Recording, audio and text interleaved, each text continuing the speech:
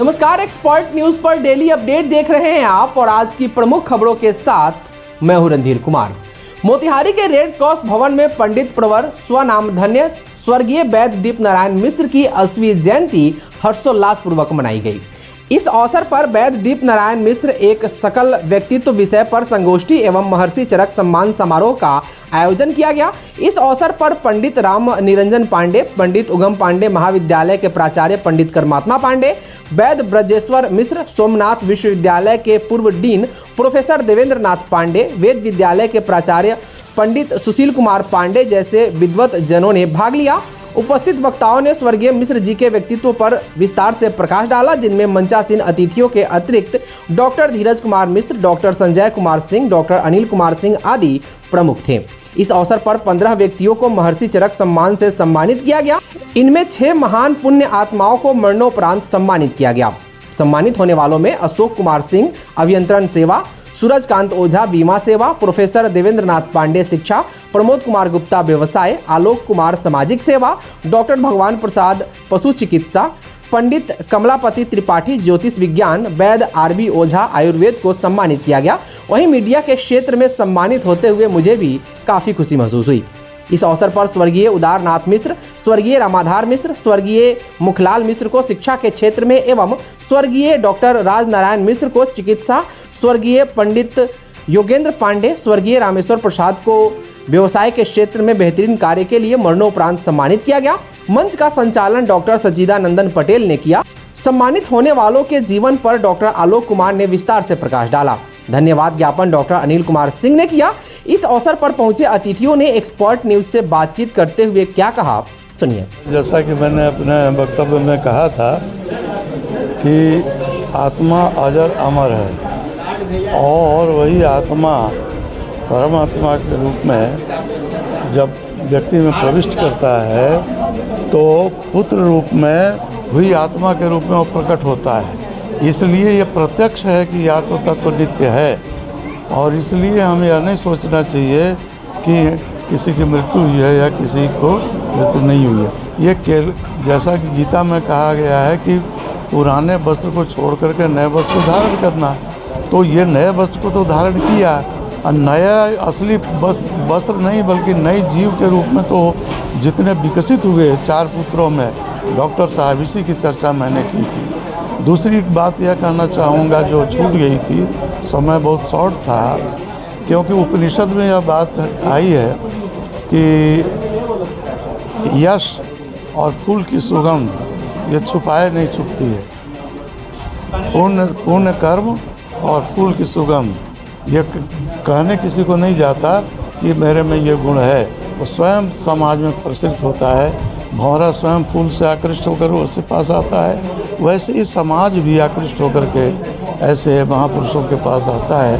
उनका व्यक्तित्व ऐसा ही धनी था जो कि बिना कहे, और इनकी परंपरा तो हमारे गांव से जुड़ी हुई है। डॉक्टर इंद्रासन पांडे जी की परंपरा से जुड़े हुए हैं।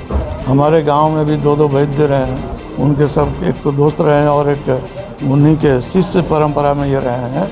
तो एक बहुत अच्छी परंपरा जो संस्कृत में विज्ञान और विज्ञान में आयुर्वेद, जैसा कि लोगों ने जो पृष्ठपोषण नहीं करना चाहूँगा कि संस्कृत, हिंदी, अंग्रेजी सबके वो जानकार थे, साथ ही साथ वो बहुत ही धरती से जुड़े थे। उनका व्यक्तित्व बहुत ऊंचा था और मैं उन्हें श्रद्धांजलि देता हूँ। पंडित दीप नारायण मिश्र जी इस जिले के धरोहर थे। उनके जैसा विद्वान संस्कृत, हिंदी, अंग्रेजी तीनों विषयों पर उनको सर्वाधिकार प्राप्त। ऐसे समन्वय कम ही मिलता है। वो एक संपूर्ण मानव भी थे। अपने से छोटे लोगों को कोई जितना प्यार देते थे उतना प्यार कम लोग देता है। वो उच्च कोटि के दार्शनिक थे और कभी कभी होली के अवसर पर वो संपूर्ण ऊर्जावान भी थे। होली के अवसर पर जब वेद विद्यालय में पहुँचते थे तो एक नई जान, एक नई स्फूर्ति उस उम्र में भी लाते थे, तो नौजवानी में क्या करते हो। इसलिए चंपारण उनको के वो धरोहर थे हम उनको हमेशा याद करेंगे और उनके बाल बच्चे निश्चित रूप से एक बड़ी समाज को प्रेरणा दे रहे हैं, बाकी लोगों को बता रहे हैं कि आप भी अपने माँ बाप से प्रेम करें। आज की कार्यक्रम बहुत ही सर्वोत्तम रहा और चरक समान जो है अपने में एक उत्कृष्ट सम्मान है जो पंडित दीपनारायण मिश्र जी के पुण्यतिथि पर जिन 80वें जन्मोत्सव पर दिया जा रहा है, जो बहुत बड़ी उपलब्धि है। और ये तो उनके डॉक्टर आलोक कुमार और उनके परिवार का असीम देन है कि अपने पिता के प्रति वो पुण्यतिथि मना रहे हैं और चरक समान जैसे स्थिति को उन्होंने और सुदृढ़ बनाकर इस समाज में प्रदर्शित कर रहे हैं। दीपनारायण मिश्र जी इस शहर की एक महत्वपूर्ण हस्ती थे। आयुर्वेद के क्षेत्र में उनको भीष्म पितामह लोग कहा करते थे और वास्तव में भीष्म पितामह थे ही भी। आजकल आयुर्वेद की डिग्री लेकर के लोग अंग्रेजी जो पद्धति है उससे इलाज किया करते हैं, लेकिन एकमात्र दीपनारायण मिश्र जी ऐसे वैद्य थे जो प्रारंभ से लेकर के और अंत तक जीवन पर्यंत उन्होंने केवल आयुर्वेद पद्धति से ही लोगों की चिकित्सा की। दीपनारायण मिश्र जी की सबसे बड़ी विशेषता ये थी कि वह सामाजिक व्यक्ति थे। चिकित्सा का दायित्व निर्वाह करने के साथ साथ सामाजिकता के निर्वाह में रत्ती भर भी चूक नहीं करते थे। जहाँ जिसने जिस अवसर पर उन्हें बुला दिया वहाँ निश्चित रूप से जा कर के निर्वाह करते थे संबंधों का। यह बहुत बड़ी बात है, सबके साथ ऐसी बात नहीं होती। ब्रेवो फाउंडेशन की ओर से मोतिहारी में फिल्म गद्दर 2 निःशुल्क दिखाया गया। फिल्म देखने के लिए दर्शकों की अप्रत्याशित भीड़ उमड़ी। सिनेमा हॉल से निकलने के बाद दर्शकों ने फिल्म को जमकर सराहा और वे देशभक्ति से ओतप्रोत नजर आए। ब्रेवो फाउंडेशन के मुख्य संरक्षक सह ब्रेवो फार्मा के CMD राकेश पांडे द्वारा फिल्म गद्दर 2 को बुधवार को मोतिहारी के जानपुर स्थित संजय सिनेप्लेक्स में, गुरुवार को छतौनी स्थित संगीत सिनेमा हॉल में, जबकि शुक्रवार को कल्याणपुर में दिखाया गया। ब्रेवो फाउंडेशन ने दर्शकों को फिल्म के टिकट पहले ही मुफ्त में उपलब्ध करा दिए थे। आपको बता दें कि इससे पहले भी श्री पांडे द्वारा फिल्म कश्मीर फाइल्स व द केरला स्टोरी को दिखाया गया था। फिल्म देखने के बाद दर्शकों ने श्री पांडे की जमकर सराहना की और कहा कि श्री पांडे ने एक बार फिर से एक अच्छी पहल की शुरुआत की है और अपने खर्च पर सिनेमा हॉल के दरवाजे यहां के लड़कियों, महिलाओं सहित युवाओं के लिए खोल दिए हैं। बातचीत में ब्रेवो फाउंडेशन के मुख्य संरक्षक ने बताया कि युवाओं की मांग पर फिल्म गद्दर 2 को दिखाया गया है। इससे पहले भी फिल्म कश्मीर फाइल्स और द केरला स्टोरी को दिखाया गया था। आगे भी युवाओं की किसी अन्य फिल्म दिखाने की अगर मांग होती है तो हम पीछे नहीं हटेंगे। मौके पर फाउंडेशन के राजेश रंजन, विनय कुमार, वीरेंद्र प्रसाद, रविकेश मिश्रा, उपेंद्र पटेल, राजू कुशवाहा, कौसर जहांगीर, रवि रंजन, RS राहुल, जितेंद्र, आयुष, अमन आदि सदस्य सक्रिय थे। एक्सपर्ट न्यूज को इस संबंध में विस्तृत जानकारी ब्रेवो फाउंडेशन के शैलेंद्र मिश्र बाबा ने दी है। बेतिया जिले के मझौलिया प्रखंड क्षेत्र से खबर है, जहां पे शिक्षा के अलख जगाने वाले 2 शिक्षक आपस में भिड़ गए हैं। जानकारी के मुताबिक मझौलिया प्रखंड क्षेत्र के राजकीय उत्क्रमित मध्य विद्यालय बड़वा में शिक्षक कोष के फॉर्म को लेकर शिक्षक और प्रधानाध्यापक के बीच मारपीट हुई है। आरोप है कि शिक्षक कोष फॉर्म विद्यालय में कहीं गुम हो गया था, जिसको लेकर शिक्षक और हेडमास्टर के बीच विवाद उत्पन्न हुआ। इस दौरान बीच बचाव में गए छात्र एवं छात्राएं भी घायल हो गईं। खबर के मुताबिक शिक्षक अमित राम बच्चों को शिक्षक कोष फॉर्म को लेकर बेवजह फटकार लगा रहे थे, जिसका विरोध छात्र छात्राओं ने किया, जिस पर नाराज शिक्षक छात्रों को जमकर पीटने लगे, जिसका विरोध हेडमास्टर इनामुल हक ने किया। तभी शिक्षक और हेडमास्टर में कहासुनी होते होते मामला विवाद तक पहुंच गया। आरोप है कि इसके बाद विद्यालय के समीप स्थित गांव के रहने वाले अनिल राम उर्फ अमित राम शिक्षक इसकी जानकारी अपने परिजनों को दे दी और देखते ही देखते अमित राम शिक्षक के पूरे परिजन स्कूल परिसर में लाठी डंडे लेकर घुस गए और हेडमास्टर सहित छात्र छात्राओं को पीटने लगे तथा 3 शिक्षक सहित प्रधानाध्यापक को घंटों बंधक बनाए रखा। इस दौरान दोनों पक्ष से ईंट पत्थर भी चले और स्कूल रन क्षेत्र में तब्दील हो गया। घटना के समय लगभग 2-3 घंटे तक स्कूल में अफरा तफरी का माहौल रहा। सूचना पर पहुंची मझौलिया पुलिस ने मामले को शांत कराया तथा बंधक शिक्षकों को मुक्त कराया। फिर दूसरे दिन भी शिक्षक और प्रधानाध्यापक के बीच विवाद शांत होने का नाम नहीं लिया। विवाद के बाद मझौलिया में राजकीय मध्य विद्यालय बड़वा में दूसरे दिन भी पठन पाठन ठप रहा तथा पूरा विद्यालय रणभूमि में तब्दील रहा। सूचना पर दल बल के साथ पहुंचे थाना अध्यक्ष अभय कुमार और शिक्षा विभाग के अधिकारी उमेश कुमार मौके पर पहुंचे और मामले को सुलझाने के लिए ग्रामीणों के साथ बातचीत की। बताया जाता है कि शिक्षक अमित राम और हेडमास्टर इनामुल हक के बीच मारपीट हुई, जिसके बचाव में गए छात्र छात्राएं भी चोटिल हुए, जिसको लेकर विद्यालय में हंगामा चल रहा है।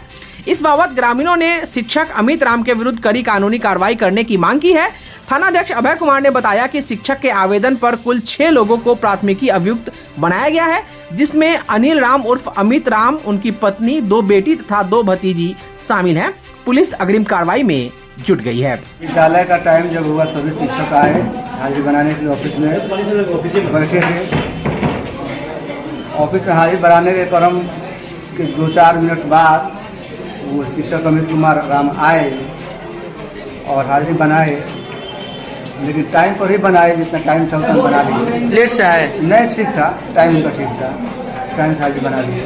इसलिए हम लोग विभाग को 9:15 तक भेज देना होता है। इसके बाद हम लोगों का बंद हो जाता है, टाइम नहीं मिलता है, फिर वो दोबारा खुलेगा नहीं सिस्टम, ऑल असेंबली को हम लोग भेज देते हैं। तो आए और फिर आकर के बाहर गए और कहने लगे कि बाहर से आए तो पूरा के हम रखे थे, हमारा कागज़ नहीं मिल रहा है, प्रशिक्षण का है। बाद में फिर बहुत हंगामा किए, गाली गलौज देने लगे। इतने में सब पत्र सामान कुछ हमारे यहाँ उपस्तर है, जैसे कुर्सी वगैरह वो सब पटक करके तोड़ दिए। अभी BO साहब आए हैं तो बोले हैं कि हम लिख कर जो ग्रामीण है सबसे दस्तखत करा करके शिक्षक लोगों से करा कर लेकर जा रहे हैं और बेहतर कार्रवाई के लिए। FIR होने जा रहा है और निलंबन की कार्रवाई बहुत जल्द हो जाएगा, शाम को कार्रवाई हो जाएगा और यहाँ से हटा दिया जाएगा। FIR भी होगा? हाँ, FIR। मामला क्या था कल? मामला था कोई कागजात था उसका, जो बोला कि हमारा यहीं से खो गया है, और उसके बाद में प्रधानाध्यापक से, सहायक शिक्षक लोग से, बच्चियाँ लोग से मारपीट किया बहुत। क्यों अपना घर से उनकी बच्ची आकर मारी है बच्चियाँ लोगों को, तो यह बहुत ही गलत बात है और यह कहीं से नैतिकता का प्रमाण नहीं है और इसमें उसका ही पूरा गलत है। अमित कुमार दास आज भी पठन बंद है और आज भी उनके पटीदार या जो है भतीजा या कोई आज भी थोड़ा बवाल कर रहे थे, लेकिन थाना प्रभारी आए भाई बाबू, उसके बाद में पुलिस बल के साथ आए हैं, सभी लोग चले गए हैं, भगा दिए हैं उन लोगों को और विद्यालय की स्थिति सामान्य है और पठन पाठन कार्य चालू है। प्रधानाध्यापक विद्यालय में उपस्थित। हाँ, प्राथमिकी दर्ज भी हो गया है, उसकी कानूनी कार्रवाई में ना जांच किया जा रहा है, प्राथमिकी दर्ज किया जा रहा है, जो दोषी है उसके विरुद्ध सख्त कार्रवाई। बिहार प्रदेश मुखिया महासंघ के आह्वान पर ग्राम पंचायत के अधिकारों में की जा रही कटौती के विरोध में 16 से 31 अगस्त तक राज्यव्यापी हड़ताल व कार्य बहिष्कार को लेकर शनिवार को प्रखंड मुखिया संघ द्वारा बेतिया जिले के नरकटियागंज प्रखंड मुख्यालय पर धरना प्रदर्शन किया गया। इस दौरान संघ के अध्यक्ष अजीत कुमार दुबे उर्फ बाला दुबे समेत अन्य मुखिया संघ के कार्यकारिणी सदस्यों ने अपनी 19 सूत्री मांगों को लेकर वीडियो सतीश कुमार को एक ज्ञापन भी सौंपा। इस संदर्भ में मुखिया संघ के उपाध्यक्ष अभिजीत दुबे उर्फ सन्नी दुबे ने बताया कि सरकार मुखिया के अधिकारों में कटौती कर रही है, जिससे पंचायत के सभी जनप्रतिनिधि परेशान हैं। आगे उन्होंने ग्राम सभा में चयनित योजनाओं को पंचायत स्तर पर लागू कराने के अलावे मुखिया और वार्ड सदस्यों का मानदेय बढ़ाने की सरकार से मांग की है। लोग के साथ बिहार सरकार द्वारा हम लोग का जो अधिकार है उसका हनन किया जा रहा है, हमारे मुखिया लोग के अधिकार का हनन किया जा रहा है, हमारे वार्ड सदस्य का अधिकार का हनन किया जा रहा है। इसी मुद्दा को लेकर मुखिया महासंघ बिहार प्रदेश के द्वारा भी आगामी पिछले 16 तारीख से लेकर और 31 तारीख तक सांकेतिक हड़ताल है। उसके बाद से हम लोग के द्वारा अगर सरकार कोई एक्शन नहीं लेती तो उग्र प्रदर्शन के लिए हम लोग बाध्य होंगे। उसी को लेकर आज ज्ञापन हम लोग 1 दिवसीय धरना देके और फिर प्रखंड विकास पदाधिकारी महोदय को ज्ञापन दिया गया है हम लोग के द्वारा, सभी मुखिया के द्वारा, सभी माननीय वार्ड सदस्य के द्वारा।